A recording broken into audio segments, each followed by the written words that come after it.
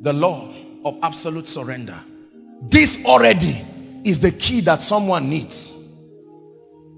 You have been trying to see miracles in your life and signs and wonders. You prophesied to someone and you prayed for someone, or you saw another man of God do something and you were intimidated, and that intimidation is what drove you to go and fast.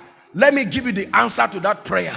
It's not a waste of time, but it will not give you what you have gotten. You must come back and re-edit your motives. There were two women in the Bible that taught us the power of surrender.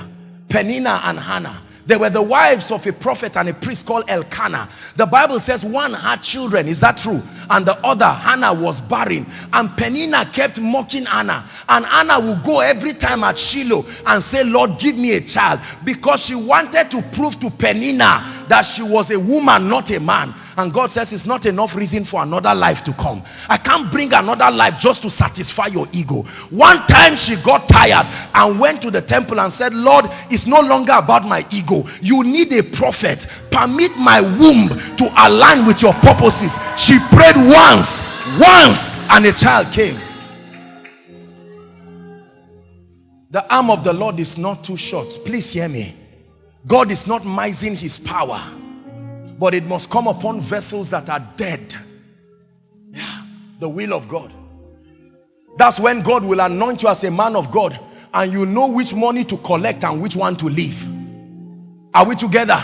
Someone can be signing a check of 100 million to give you, and God says pray on it, bless it, and give him back. You must be dead to do that. This is where we miss it, especially as men of God. Having the fortitude to align to the will of God at all costs.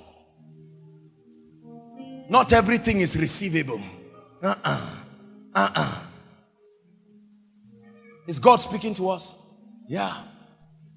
You can be on your way, headed for a meeting, and the Lord tells you, instead of receiving from that ministry, you bless them. It is against your ego as a man of God, but do it.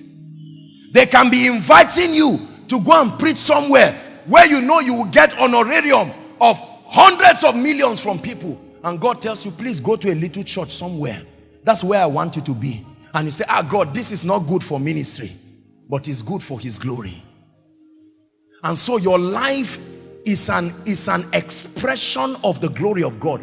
This is what made Jesus the beloved. He said, this is my beloved son in whom I am well pleased. Thy will be done in my life. Thy will be done in my life. Thy will be done in my life. Thy will be done. Just sing it one more time. Lord, thy will be done in my life.